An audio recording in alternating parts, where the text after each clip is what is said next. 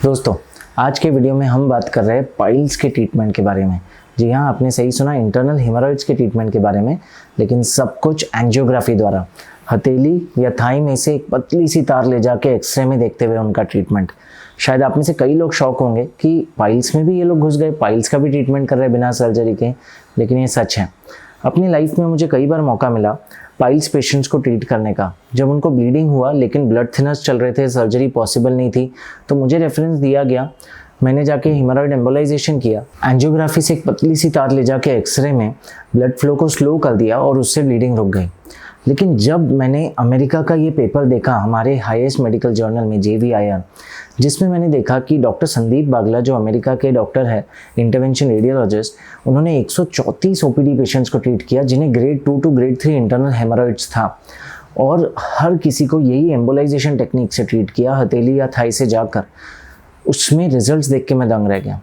Doctor बागला और उनकी team ने ये पेशेंट्स का पेन, ब्लीडिंग, प्रोलैप्स, इचिंग, ये सारे स्कोर्स असेस किए एम्बोलाइजेशन के पहले और फिर एम्बोलाइजेशन करने के 1 महीने बाद, और इन्होंने पाया कि रिजल्ट 93% था।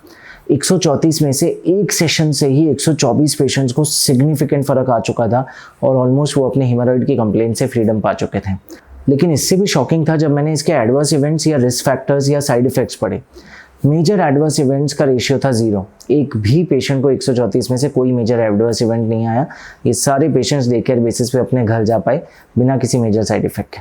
सो ये रिजल्ट्स ने मुझे मजबूर कर दिया कि मैं इस बारे में डिटेल में सोचूं, डिटेल में रिसर्च करूं और आपके सामने ये एम्बोलाइजेशन टेक्निक लाऊं, ताकि ये टेक्निक का अवेयरनेस बढ़े और आप भारतीय जनता भी इसका लाभ उठा पाए। चलिए, ये टेक्निक में जानने के पहले जानते हैं कि पाइल्स होता क्या है, इंटरनल हेमोरॉइड्स जिसे मेडिकल लैंग्वेज में कहा जाता है, और इसका नॉर्मल ट्रीटमेंट कैसे किया जाता था।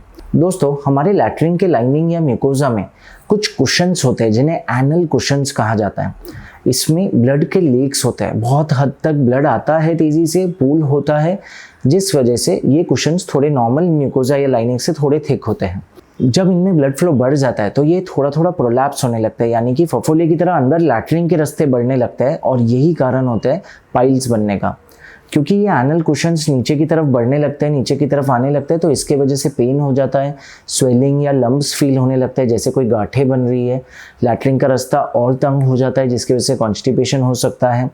एंड सबसे मेन कंप्लेंट जिसके साथ पेशेंट्स आते हैं वो है ब्लीडिंग और इचिंग। काफ़ी खुजली होती है क्योंकि इसमें वीनस ब्लड भी बहुत ज़्यादा है जिसमें दूषित पदार्थ है, और ऑफ कोर्स जब ये प्रेशर बढ़ता है, ब्लीडिंग होती है, तो फिर बहुत ज़्यादा दर्दनाक होता है। ये ब्लीडिंग नॉर्मली भी हो सकती है या जब लैट्रिन पास कर रहे तब भी हो सकती है। ये इंटरनल हेमोरॉइड्स अलग अलग ग्रेड से गुजरता है, ग्रेड 1 से लेकर ग्रेड 4 तक। ग्रेड 1 में बहुत ज़्यादा सिम्टम नहीं होता है, लेकिन जब प्रेशर लगाते हैं, जब कॉन्स्टिपेशन होता है, तब थोड़ा पेन या ब्लीडिंग हो सकता है। लेकिन ग्रेड 2, 3 और 4 में ये और ज़्यादा नीचे नीचे आने लगते हैं और कई बार बाहर से भी दिखने लगता है या तकलीफ बहुत ज़्यादा दे देता है। सो इंटरनल हेमोरॉइड्स का ट्रेडिशनल इलाज क्या था? यदि वो ग्रेड 1 है तो फिर मेडिकेशंस या थोड़े डाइटरी एंड लाइफस्टाइल चेंज बहुत है, जिसमें हम पेशेंट से कहते थे कि आप डाइट में फाइबर बढ़ाइए, फ्लूइड का इंटेक बढ़ाइए, थोड़ा एक्सरसाइज वॉक बढ़ाइए, कीगल्स एक्सरसाइज करें ताकि पेल्विक मस्कुलेचर स्ट्रांग हो। इन सबसे कई पेशेंट्स में ये कंट्रोल में आ जाता था। कुछ पेशेंट्स में कुछ हर्बल मेडिकेशंस भी देते थे जो कि ये मसल्स का टोन बढ़ाते थे, जैसे कि डैफ्लॉन या फिर कैल्शियम डाइबेसिलेट एक्सेट्रा। लेकिन अगर ये ग्रेड 2, 3 या 4 की तरफ जाने लगता है तो इसका ट्रीटमेंट होता था सर्जरी। बहुत सारी नॉन सर्जिकल टेक्निक्स ट्राई की गई, जैसे स्क्लेरोथेरेपी, केमिकल से जला देना इनको, या फिर रेडियो फ्रीक्वेंसी एब्लेशन, हीट से जला देना, या फिर क्रायो एब्लेशन, फ्रीज करके इनको डिस्ट्रॉय कर देना, बट रिजल्ट्स मिक्स थे। इसलिए आज भी अगर ग्रेड 2, 3 या 4 इंटरनल हेमोरॉइड्स है तो गोल्ड स्टैंडर्ड ऑलमोस्ट ओपन हेमोरॉइडेक्टॉमी था, यानी कि पाइल्स को निकाल दो सर्जरी द्वारा। मैं YouTube पे गया और मैंने देखना चाहा कि ये सर्जरी की कैसे जाती है, क्योंकि ओपन सर्जरी का एक्सपीरियंस मुझे भी ज़्यादा नहीं है। आपकी स्क्रीन पे ये जो वीडियो चला रहा हूँ मैं एथिकॉन ग्रुप का, उसमें मैंने देखा कि इस तरीके से ये सर्जरी की जाती है। और ये एक सर्जरी का नेचुरल एक ड्रॉबैक था कि ऑफकोर्स कुछ दिनों तक पेशेंट को काफ़ी रेस्ट्रिक्शन फॉलो करने पड़ते थे, क्योंकि अभी लैट्रिन के रास्ते सर्जरी हुई है और पेन और अनईजीनेस रहता था, थोड़े साइड इफेक्ट्स कॉम्प्लिकेशन ज़रूर रहते थे। फिर काफ़ी ऑल्टरनेटिव और मॉडर्न तरीके आई, जैसे कि स्टेपल्ड हेमोरॉइडोपेक्सी, जिसमें एक स्टेपलर से इनको ट्रीट किया जाता था पाइल्स को बिना निकाले। वो भी वीडियो मैंने सर्च किया इन्हीं के चैनल पे और मैंने देखा इनके वीडियोस पे मिलियंस ऑफ व्यूज़ थे और बहुत बशर्ते बहुत अच्छा चैनल बनाया इन्होंने, बहुत अच्छे से ये लाइव सर्जरीज दिखाई हैं। उसमें भी मैंने पाया कि काफ़ी बल्कि डिवाइसेस जाते हैं लैट्रिन के रास्ते एंड थोड़ा अनईजीनेस उसमें भी रह सकता है। फाइनली एक साइंटिस्ट और डॉक्टर ने कहा कि प्रॉब्लम है कि ब्लड फ्लो ज़्यादा है, जो सुपीरियर रेक्टल आर्टरी हार्ट से खून लेकर आ रही है वही बहुत ज़्यादा फ्लो लेके आ रही है इन पाइल्स में। क्यों ना हम इसे बांध दें, क्योंकि ब्लड फ्लो कम हो जाएगा इन एनल कुशंस में, अपने आप ये प्रोलैप्स कम हो जाएगा, ब्लीडिंग पेन सब कम हो जाएगा। और यही ट्राई किया गया जब नई टेक्निक इजाज़ हुई, Doppler guided haemorrhoid artery ligation DGHAL, जिसमें एक सोनोग्राफी डिवाइस को लैट्रिन के रास्ते ले जाया गया और उसमें देखकर जो जो नसों का फ्लो ज़्यादा था उसको बांध दिया गया और इसके सक्सेस रेट्स बहुत अच्छे पाए गए। इनफैक्ट पेशेंट्स ने बताया कि स्टेपल्स प्रोसीजर या ओपन सर्जरी के मुकाबले उनको बहुत ज़्यादा आराम रहा और साइड इफ़ेक्ट्स बहुत कम रहे, पेशेंट कंप्लायंस बहुत बेटर हुआ। जब फ्रांस में डॉक्टर विडाल, जो कि एक इंटरवेंशन रेडियोलॉजिस्ट हैं, उन्होंने ये टेक्निक के बारे में सुना और इसके positive effects and less side effects देखे, उन्होंने कहा कि अभी भी तो आप लैट्रिन के रास्ते से ही जा रहे हो और ये नसों को बांध रहे हो, सूचर्स या टाके लग रहे हैं लैट्रिन के रास्ते, इतना बड़ा डिवाइस जा रहा है, अनईजीनेस, डिस्कम्फर्ट और एंड में पेन शायद रहे, इरिटेशन रहे, क्यों ना एज एन इंटरवेंशन रेडियोलॉजिस्ट मैं एंजियोग्राफी द्वारा इन नसों में चले जाऊँ और इसमें अंदर से कॉइल डाल दूँ, बाहर से इन्हें लाइगेट करने या बांधने के बदले में। और यही उन्होंने किया काफ़ी सारे पेशेंट्स में, अराउंड 25 से 30 पेशेंट्स में। अंदर से हथेली या थाई से एक पतली सी तार ले जाकर एंजियोग्राफी में देखते हुए उन्होंने ये नसों में कॉइल्स डाल दिए और एक बार कॉइल्स डाल दिए तो फ्लो बहुत कम हो गया इन कुशंस में और धीरे धीरे वही रिजल्ट आया जो DGHAL के से आ रहा था, यानी कि नसें बांधने की वजह से। वो दिन है और आज का दिन है, तब से ये टेक्निक इतना एक्सपांड हुआ है, राइट फ्रॉम सऊदी कंट्रीज़ या मिडल ईस्टर्न कंट्रीज़ जहाँ पे बहुत सारे डॉक्टर्स ने ये टेक्निक अपनाई, कोरिया, चाइना, USA, यूरोप, सब ने ये टेक्निक अपनाई। कई सारे पेपर्स मैं इस पे शेयर कर रहा हूँ जो कि प्रोस्पेक्टिव स्टडीज़ है जिसमें average clinical success rate 80 to 85% plus है।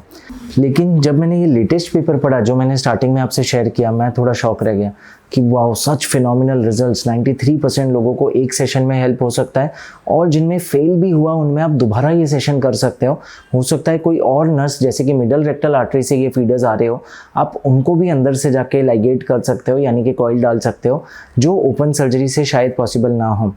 सो दोस्तों, आज का ये पूरा वीडियो बनाने का सेंस सिर्फ ये था कि मैं आप में एक और प्रोसीजर के बारे में अवेयरनेस क्रिएट करूं, कैसे हम एंजियोग्राफी से रास्ते से जाकर आपकी लैट्रिन की ये जो नसें हैं जो बार बार ये हीमोरॉइड्स या पाइल्स बना रही है, इनके अंदर कॉइल्स या पार्टिकल्स द्वारा इनका ब्लड स्लो डाउन कर सकते हैं, जिससे फ़ायदा बहुत होगा। ऑलमोस्ट 93% प्लस चांस एक सेशन में, ज़्यादा से ज़्यादा 2 सेशन में आई एक्सपेक्ट ये रिजल्ट 98 to 99% जा सकता है और कॉम्प्लिकेशन रिस्क बहुत ही कम है। सोचिए 134 पेशेंट में 0 मेजर एडवर्स इवेंट्स।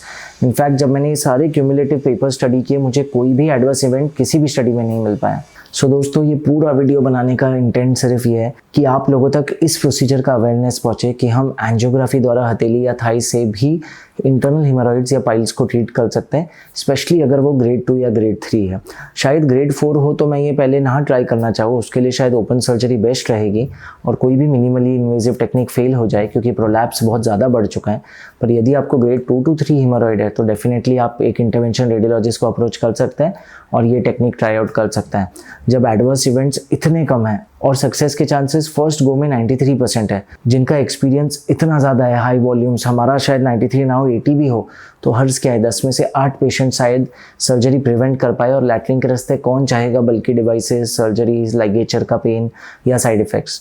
एंड अगर आप अपना लाइफस्टाइल चेंज नहीं करते हो तो चाहे आप जो ट्रीटमेंट करा लो, पाइल्स वापस आने वाला है। तो डेफिनेटली चाहे आप एम्बोलाइजेशन कराओ या ओपन सर्जरी कराओ, आपको उसके बाद डाइटरी एंड लाइफस्टाइल चेंजेस लाने पड़ेंगे। More of activity, more fibre, less of junk food and so on.